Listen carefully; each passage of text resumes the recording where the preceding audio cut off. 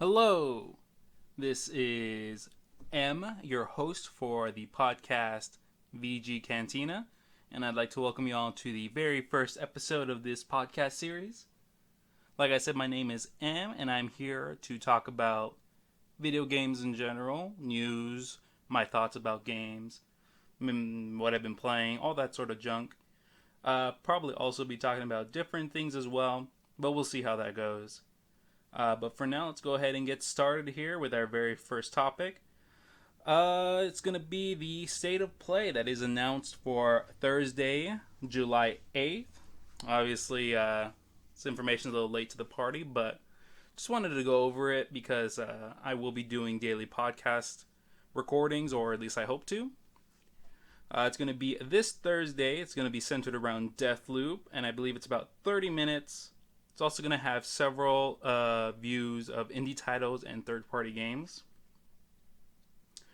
What would I think about this? I can't say I'm too interested in this state of play. Mostly because I've seen a lot of Deathloop just, as when and whenever they show it. And, it looks fun, but I just can't find any excitement for it. Not to say it's a bad game, but I'm just more curious about the indies that they'll be showing. Hopefully they show more than two. I'm hopeful they show Little Devil Inside. That was really cool when it first debuted on the, I believe, the Future Game Show or something that was for the PlayStation 5 reveal. So hopefully we see that. What I find more interesting about this is the fact that I believe this is developed from one of the studios at Bethesda. Was it Arcane? Let me take a look here. Who is making Deathloop? Yes, Arcane Studios from Bethesda. And as you probably know, Microsoft or Xbox has purchased Bethesda, thus subsequently owning Arcane. And I just think it's pretty funny how there's going to be essentially a Microsoft Studios game being made exclusively for the PlayStation 5. Most likely a timed exclusive, but I think it's pretty funny. I don't know if we've had a situation like this ever, from what I know. I know obviously Minecraft and Minecraft Dungeons is made from Minecraft or Xbox Studios, and it's on other platforms, but it's also on Xbox as well. Then you have MLB The Show, which is made by Sony San Diego, I believe, and that went cross-platform, but that's mostly from, them, Sony wanting to keeping the IP, and the MLB just making that deal with them, saying if you want to keep it, you have to put it everywhere. But no, this is essentially from Xbox that is exclusively for PlayStation. It's pretty funny. Obviously this deal was probably made way before Xbox was talking with Bethesda, and it just so happens to be that this resulted. But still, it's pretty funny. And that's what we'll see on Thursday. We'll probably talk about it tomorrow. But not much there. It's only 30 minutes. Still, looking forward to the indies that we'll be showing. Let's see, what's up next? We got, the new Nintendo Switch. Well, not really new, but the OLED Nintendo Switch. Looks like it's coming out on October 8th.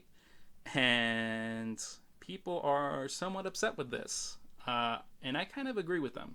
I wouldn't be mad, per se, because it's a piece of plastic. But I think being upset, or at least a little irritated, is all well and dandy.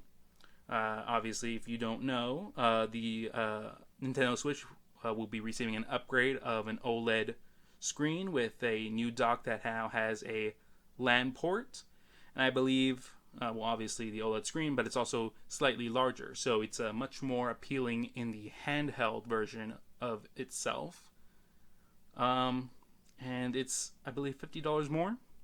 It's more expensive than the regular Switch. Man, yeah, I mean, what can I say? I am upset with it. Or that sounds harsher than what I mean. I'm just a little bummed out, I guess would be the better word. Mostly because you know what? I think I know why. I think it's because, you hear these talks from these insiders or leakers or whatever, and, a prospect of a new Switch is exciting, right? The current Switch isn't bad. It has amazing games, all not. But the performance of that Switch can sometimes be pretty terrible. I mean, I'm playing Breath of the Wild right now, and it's a great game. But man, there are sections in that game where it looks like I'm playing a PowerPoint presentation. And I'm just recoiling back every time. I'm swishing my camera around trying to find some extra frames so it doesn't look terrible. I also believe that one game, also Zelda, the Calamity Fighter game, which I heard has also pretty terrible frame rate. I don't know if they've ever fixed that. Man, that's what I'm guessing I'm bummed out by. But I think also other things that are upsetting is it's really weird because adding a LAN port is also great, but there's already a dongle for that you can buy. So I mean, why make an entirely new Switch when you could just maybe sell the dock? In fact, I guess the question is, are they also going to sell the dock separate? Because if they sell the dock separate, then I'd be, much less bummed out because it's a better thing than the dongle, I think. Because it's kind of awkward and it's just better to have a flush fit. And then there's the Switch itself. Obviously, larger screen, OLED. I think it also has improvements to its storage, 64 gigabytes, I believe, which is okay. Or, well, it's more than okay. You don't have to actually buy SD cards, and you can have more games stored in there. But man, not the greatest. And you know what? First episode here, you're gonna hear my first hot take. I think, and bear with me now, sit down. I think the Switch just stole the Vita. The Vita was the better handheld. I know. The Sony Vita lives on through Nintendo. Don't get mad about that if anybody is a hardcore Switch or Nintendo fan, but no, I think I stand by what I say. I think the Vita was underappreciated, had horrible problems. I don't think anybody would say that, but it was way ahead of its time. It had great games, and I think just some of those even greatest games on there overshadowed the other ones and kind of made it a meme. But man, I miss the Vita. Well, I miss the Alive Vita. I have a Vita and I play it all the time, but now we got the Switch Vita. All right, let's see here. What is next on this information? Let's see here. Going by real quick. Really just rambling on, talking my thoughts. Let's talk about this. Let's talk about Assassin's Creed. Now, I've never been an Assassin's Creed fan. I played the first game and second game way back, PlayStation 3. I remember I was in high school and this guy was selling his games to get a tattoo, and I was like, man, I could use some games. So I got the innards of my piggy bank and got some money and took all his games. And the first thing that I played there was Assassin's Creed because I'd never played it. And it was pretty fun. It wasn't my type of game, but I could see why it was so popular. Or at least why it became what it is. But looking at it now, it has changed. And it has a ton of entries. And I just don't feel any inkling going into it. And the news about it isn't showing me to want to ever go into it. But I don't think I even mentioned what the news is, and that's terrible. So let's see what it is about. Ubisoft is claiming a new Assassin's Creed Infinity, which is a live service platform, and that is a yikes from me. Where to start with this? Okay, well, let's go back to the Assassin's Creed thing. So we have Assassin's Creed, which was like a stealth action game, I guess.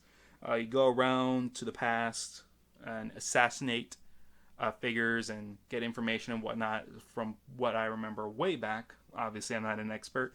If you want to leave in the comics, what I got wrong, go ahead. I like to read. I'm interested in what you have to say. But it went from that to a whole bunch of like a yearly release type thing, and then it changed with Origins, I believe, where it became more of let's say RPG, I think centric. You go around, you can change yourself. You have a ton of missions to do, and from what I remember playing, and from what I know or still hear from, is that game is super bloated. It has so much stuff in it, and not in the good way, in the bad way where there's so much repeated things. If I remember from the first two games, there was like certain tailing missions or missions where you grab stuff or whatever, and that was repeated over and over again. And obviously for the time when it came out, it was fine. I think as video games have progressed throughout the years, missions and whatnot and quests have become a little bit more in depth. But for the time, it was okay. But with Assassin's Creed, it just seems like it hasn't really evolved. In fact, I think it's just advanced into a more bloated state to where, it has more variety, but that variety is also just completely multiplied and expanded, and it's just you're doing certain things over and over again, or you're tailing certain things over and over again, and that just does not sound too great. I mean, I like the grind in games. There are times when I'm just looking for games where I can just grind in and I'm just finding certain things. And that seems like a game that, you could probably get into and just play with your brain off or whatnot. But, God, if it's super, super bloated and it's just a single player game, not to mention that it has microtransactions and whatnot, so that bloat also contributes to that microtransaction type of deal. I mean, that just doesn't sound like a great time. Which pushes us forward to the live service platform. What does that mean? I mean, they've mentioned that it's been inspired by Fortnite or GTA Online, and those are two things that are so radically different. You have Fortnite, that's just a battle royale, where, the whole thing of the game is essentially the same. 100 people, the last one to live wins, and they just changed more the maps or the story or just certain things that go into it. And then they're also saying GTA Online, which is just a sandbox online world where you kind of build yourself up with money or heist or whatnot with your friends, and those are just two different things. And you could even say the player attacking type deal in GTA is kind of annoying, because you just kind of want to maybe just do some stuff and then you just get ganked or whatever, and it just kind of kills the mood. But with Fortnite, that's the whole premise, and it's fun. So I just don't know what they're trying to do with this live service model. Like, what are they doing? They could possibly, God, that you think maybe that they see that everyone says that, oh man, the games are so bloated, they're so long. I think Valhalla is way overly stretched and can be super boring at times. Well, what if we turn it into like a live service where that bloat just counts like missions, and we don't need to put it all in one time and just drop it in patches? That also doesn't sound great. In fact, that sounds pretty terrible for what it could be. Also, how would an Assassin's Creed live service game be? I mean, what other live service games do they have? Rainbow Six Siege, is that live service? I know that's an esports, competitive shooter. I guess it counts as live service because it gets continually updated and you can pay for things in it. But I don't know. I mean, it's obviously popular, Rainbow Six Siege, but that's I feel like that's more due to its competitive esports aspect. You can't really inject esports into Assassin's Creed, or if you try, I feel like you'd be laughed at how terribly it would fail, or like what premise would you use as a means to be a competitive esports game? And then I think their other live service game, did they make? Yeah, they made God, what was that? Is another Tom Clancy game. They really like to make those. Oh God, I'm blanking. Oh God, you probably hate me for that. This isn't a great first impression. Well, I got technology here. I can easily look it up. Let's see here. Ubisoft, Tom Clancy games. Let's take a look what that pulls up. I know they made The Division. There you go, The Division. Yeah, they made The Division. It's a live service type of game. It's kind of like a Destiny type deal where you grind guns, like a Schluter or something. They made The Division 1 and 2. So obviously, are these games still active? It's kind of hard to tell because I don't really play them. I just know The Division 2 came out, I think, 2 years ago.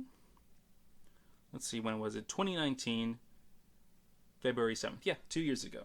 Do they still get updates? Let's take a look here. Updates.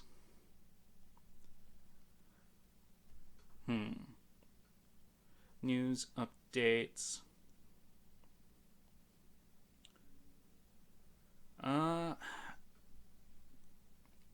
It's really hard to see. God, the thing's not great here. Division 2 Warlords of New York. Active in the game's history, 40 million players. That's a pretty good size.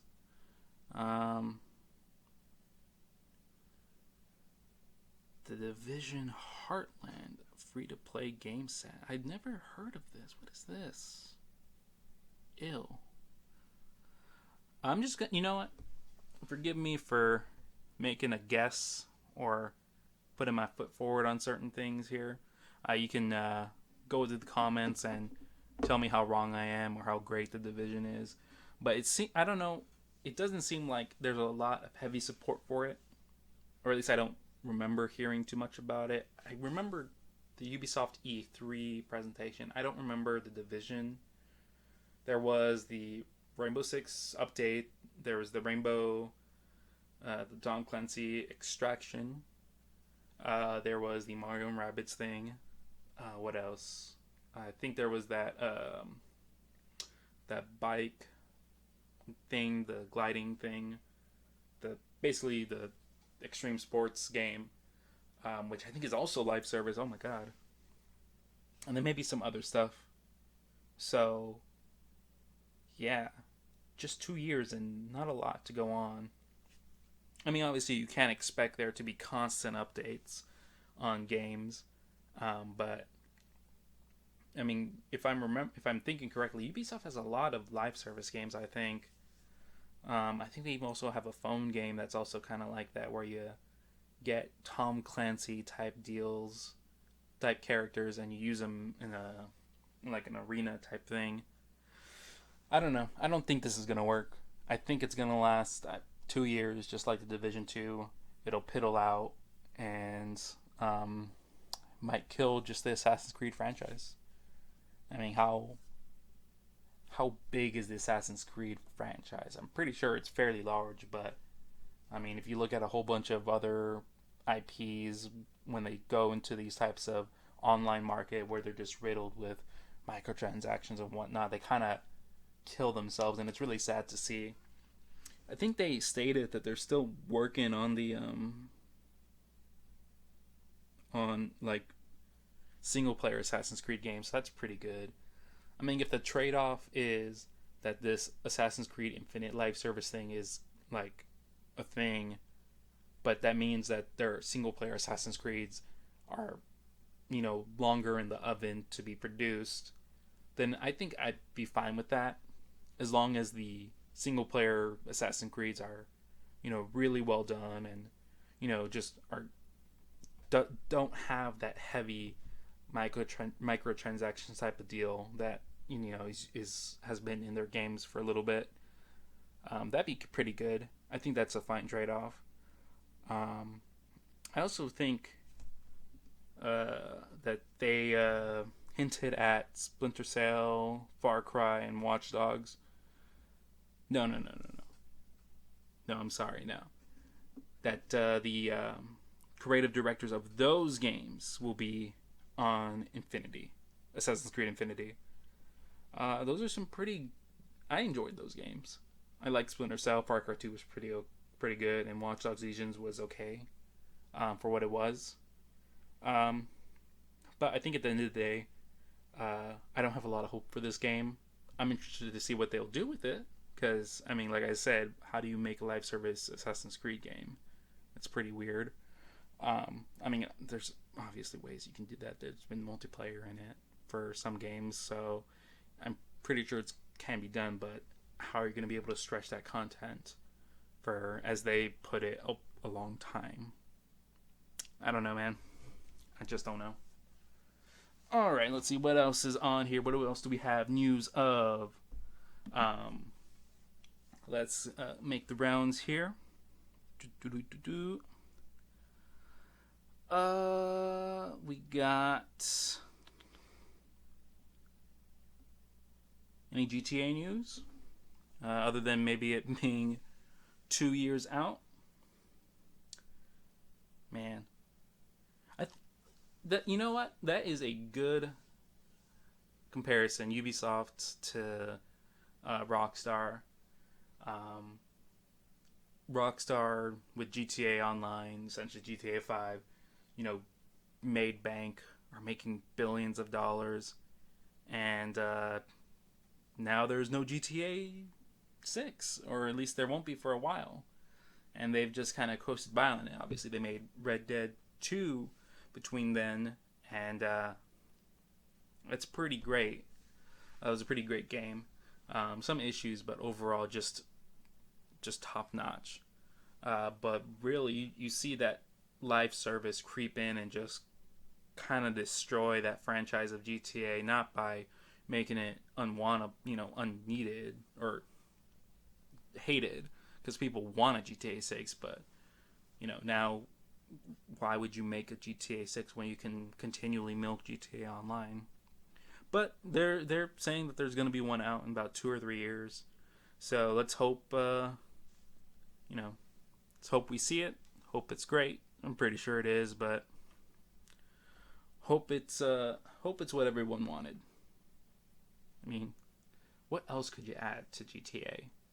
GTA 5 added so much, and with all the updates, they added so much, and they continually added and added. And, sure, there was issues with microtransactions and whatnot, and gambling, casinos they added that kind of caused the fuss, but they added a whole bunch of things to it. And just, it's a fun sandbox that you can play. Not much else right now. Let's take a look here. I guess we can go back a little further and talk about PlayStation, Sony buying up a couple studios. Let's talk about that a little bit. Let's go back to PlayStation. So, for those of you that have been living under a rock or for whatever reason wanting to get into video games and decided to choose this podcast, PlayStation and most other companies like Xbox and Nintendo own video game studios, which make games exclusively for them, or at least mainly for profit for them or whatnot. And they go out and buy more to increase their portfolio. Obviously, Xbox, Microsoft being the one that has bought so much in the past months. But PlayStation finally opened their wallets and purchased 2 studios. The first one being Housemarque, the studio that made Returnal. And it's been a long time coming. I know anybody that knows anything about PlayStation has always said, when are they buying Housemarque? They've had a long relationship with Housemarque. They're an extremely old studio that has made... they have made a lot of games in comparison to how long they've been a studio. But but most all their games have been solely for PlayStation. And they've mostly been arcade type of games that are super fun and addicting and you go for high scores and whatnot. And obviously, the big change being Returnal, which is still an arcade shooty game that also has modes for high scores, but is so radically different from what they've done.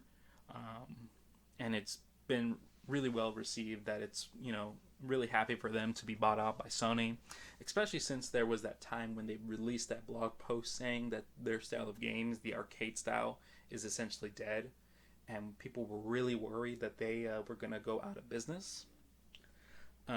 So now the fact that they are essentially, well, hopefully, because Sony can always shut them down at any moment, but for now, more optimistic view that they're going to stay alive, they're going to receive backing, and they can make more games in their style, maybe bigger games, hopefully smaller games, because those games were pretty awesome. I mean,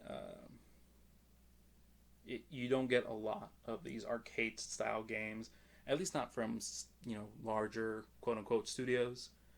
You might have some from indies, but I think it's great just to have a higher budget type of games that are in their style, which is great. And then the other studio that they had bought was Nix's, which, if you don't know, is a porting studio, I believe. They port games to primarily PC, and from what I've read and seen, they are pretty good at what they do. They are, from what I've seen, the best in the world, at least from what people say, at doing ports for games. Obviously, their most recent port, which was Marvel's Avengers, and I think that's, might not like Marvel's Avengers, and it might not be great, but that's not against them. That's mostly the game, and they've been doing the best of with what they've gotten. But they've done a whole bunch of games. I think Kane, Tomb Raider, certain other ones. They're mostly a port studio for Square Enix, and Sony bought them. So that raises several questions. The first question, or not questions, but like reasons of what they're going to do with them. They're probably going to start porting more of their exclusive games to PC.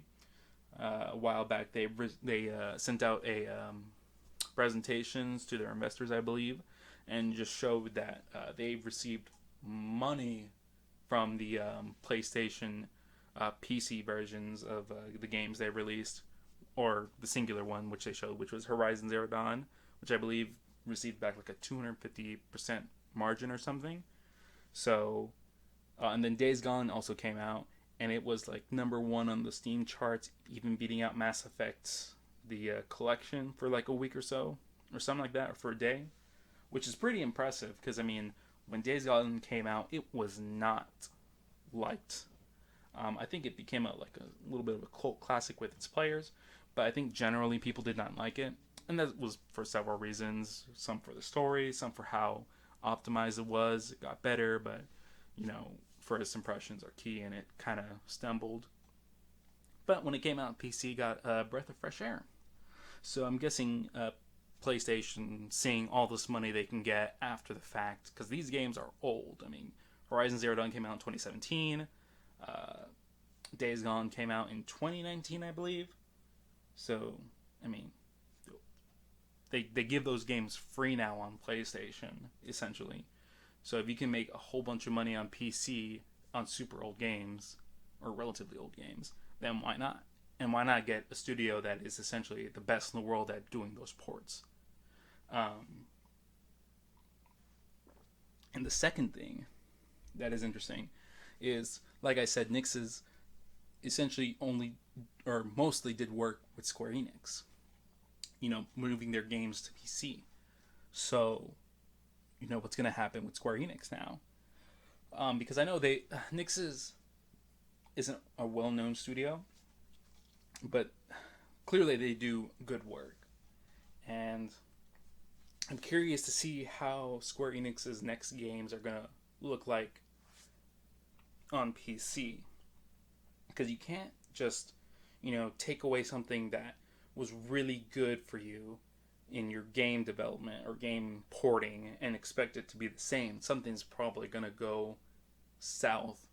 Hopefully not, but I mean, with how good people are saying Nix's is, you can imagine that some things might not turn out so great. And the third thing I think is interesting, I remember listening to Maximilian Dude on Twitch, who was also talking about this a while back. I'm just super late to the party because this is my first ever podcast.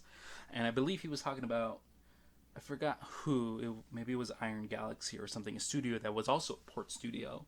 And then they decided to start making games. So, I mean, obviously, Sony probably wants to focus on Nix's to just port games, because you don't want your main development studios to take manpower away and, lose some strength on creating more games to focus on ports. And just having a studio do that would alleviate a whole bunch of that pressure. But,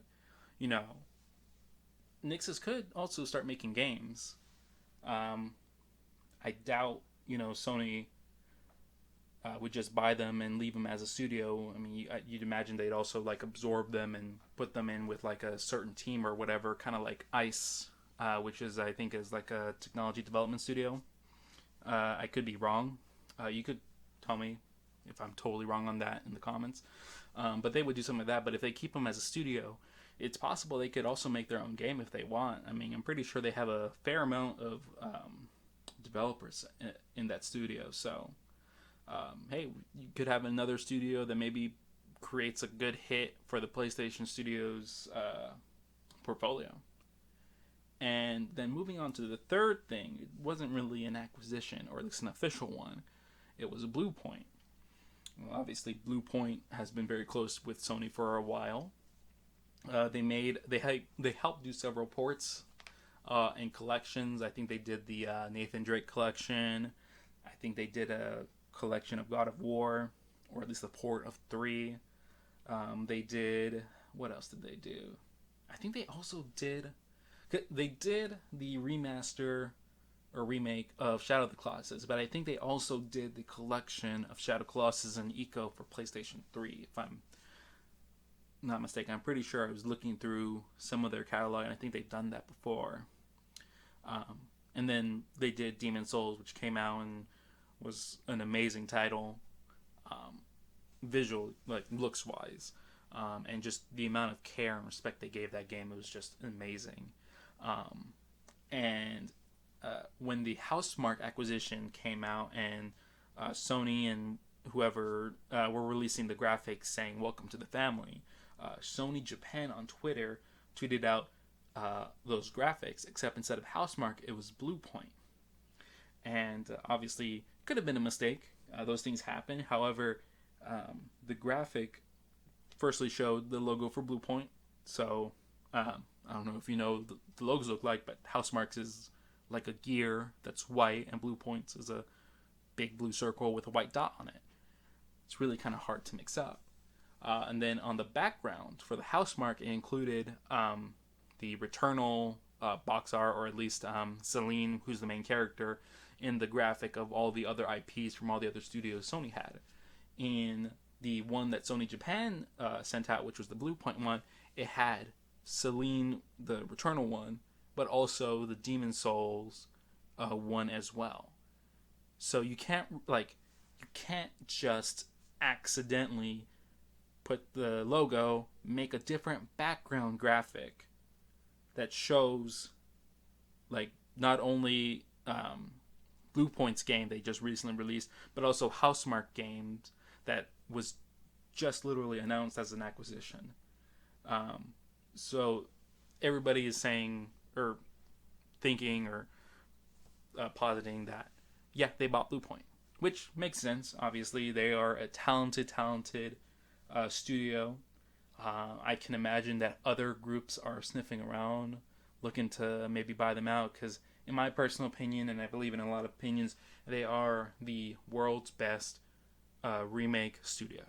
They make amazing things. They are passionate about the games they work on.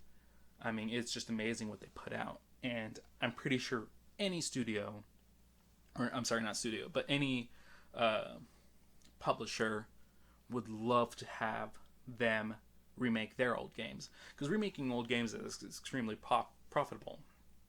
you already have the game. If you up-res it or you fancy it up and ship it out for $60-$50, you're guaranteed to make money. I mean, you got the Crash Insane trilogy, the Spyro thing, Master Chief Collection, Super Mario All-Stars. I mean, all those are either remakes or remasters, up-reses, what have you. And, with Blue Point, not being owned by Sony, but showing their muscles in the remake and remaster scene, you got to imagine that people are looking at them and wanting to buy them and maybe inquiring. And it'd be smart for Sony just to lock them down and, start shooting out games that they own. Because they have a lot of great games, and I'm sure Blue Point will knock it out of the ballpark with any of them. So it's just a matter of time of, when they're going to show it.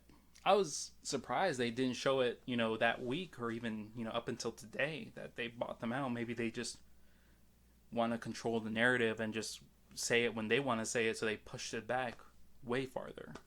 Obviously, it's not going to show it during the State of Play for tomorrow on Thursday because it's just 30 minutes, and why would you even put that there? But I'm sure it'll pop up. Hopefully it pops up because, if they lose that studio, that would be so sad for them, because they've had studios been bought out that they've worked with before from other places, like Ready at Dawn, I believe, was bought out by I think it was a VR company. I don't remember which one. I want to say Facebook or Oculus, but I don't think that's it. And Ready at Dawn was a pretty great studio. Obviously, their work with The Order didn't pan out so well, but they made good games with the portable version at least, and they had great technology that I would imagine Sony would love to have. But they got bought out, so they lost them. And then there were Sanzaru Games that, while they didn't work too heavily with them, I know for sure they got bought out by Oculus/Facebook for VR work. But they made the collection for the Sly Cooper series, and they made Sly Cooper 4, and those were pretty great games, or at least okay. So since they lost them, they just lost some more help for making more games. So hopefully Sony does end up buying Blue Point, because I think they're a great match together. All right. I think for now that makes up a pretty good chunk of just news and information that I wanted to talk about in gaming. At least from what I think. I don't see much anything else. At least from what I know. So let's move on to our next segment here, which is just me talking about games I've been playing. So I think the first game I'm going to talk about is League of Legends, the MOBA. I hate that game. God damn it, I hate that game. But I can't stop playing. I am fairly certain this is the video game version of drugs. God, I'm so addicted, and I hate it. I need to find a way to just completely rehab from it and just never play that again. I don't know what it is or why it's so addicting, but it just is. And you listen to anybody that plays League of Legends that stopped, and when you bring it up, they almost act like relapsing drug addicts, where like, oh God, now I gotta play, or something like that. I'm in that phase. I hate it. God, do I hate it. That's all I'm going to say about that League of Legends type of deal. Another game that I'm playing is Zelda Breath of the Wild.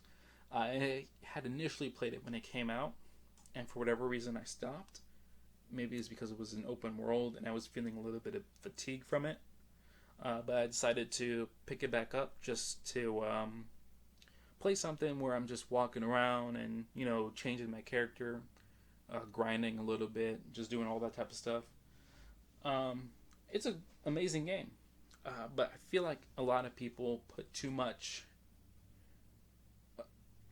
how do I say this? They put it on a pedestal too much, I think.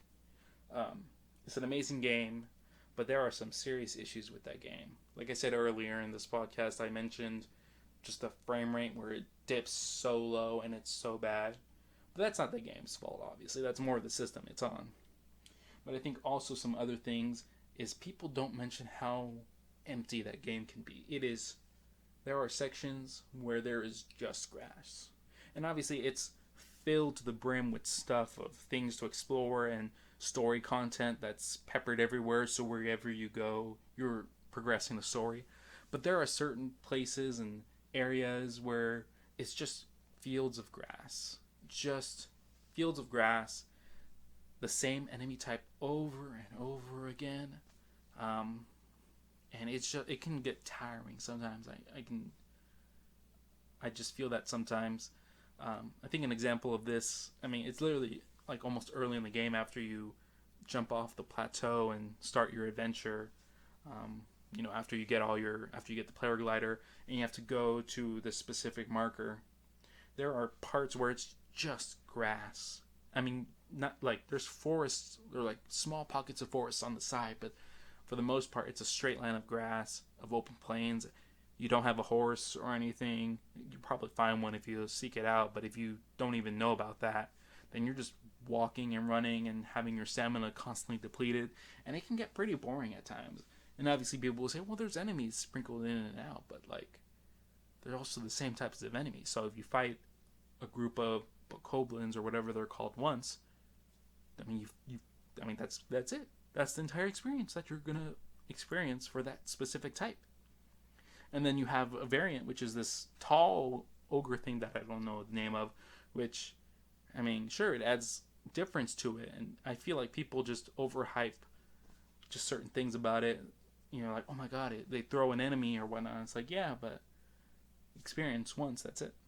And sure, it's a sandbox type of game, and you can alter it and change it and go about the situation differently, but you can only do that so many times, or you can only seek it out so many times where at a certain point you're just almost doing the same thing over and over again, or you're just trying to progress the game faster and past that point to where you're kind of ignoring all that stuff, and it just becomes kind of a slog. But that, I think, really is my only issue with the game. I think combat as well is pretty bland. You got your bows, which are just pretty fun. Your parry system, which is kind of meh. It's fun, but I don't know, it just doesn't feel like there's a lot of weight to it. At least I think so. And then you have your weapons. You have different versions of your weapons. But it really comes down to kind of like mashing the attack button at times. Obviously, you can do like, flips and tricks and go into like a slow mode attack time. But I don't know. It just doesn't feel super in depth, and maybe I'm just being too harsh on it. I'm sure other games, they're not as, or other games where I think are good, their combat is also not as in depth. But maybe it's just the way that it feels doesn't feel great. And you know what? That reminds me also, something else I hate about the game is that weapon durability system that sucks. I'm still at a point where it's not as bad, but from what I remember when I played last time, I hated the durability system because I always wanted to try and use a weapon or whatnot, a weapon that I liked, and it's like a system to force you to try new things, but after a certain point, just let me use the weapon I want to use. And then you get to a point sometimes where you use up all your weapons because you just can't find anything, so you're in a super, populated area with heavy enemies, and you're like, oops, don't have a weapon. Oh, hey, there's a stick. This will do negative damage. And, it's kind of irate. And maybe you can say, it's like, oh, well, you need to be prepared. You need to be able to plan out your things and whatnot. It's a journey. You should be able to, that's a high point of a game, of planning your journey and being prepared. And I see that, and I understand that. But, God, I don't know. It just feels like an unfun system, especially with shields, because a super fun thing with that game, and I love doing it, is the shield riding, but that eats up your durability like nothing else, and it sucks because it's super fun and it's an amazing mechanic, but it just gets destroyed. And why is it that when I have a shield and I'm taking hits from an enemy, hard hits, how is that not draining the durability when compared to riding it? At least what I feel. It's just so weird how fast the riding just takes away the durability, and it's just so strange of that option. But that's mostly my thoughts with the game. I'm still playing it. I'm still gonna keep playing because it's super fun, even though I have all these critiques. But it is a great game. I feel like it's a little overhyped at times, but it's super fun. And with that, looks like that's all I have to talk for today. I want to thank you so much for bearing with me. This is my very first podcast episode. Obviously, things kind of got away, and maybe things aren't as structured or whatnot. But I'm hoping to get better in the future, and hoping that you stick with me or use me as background noise.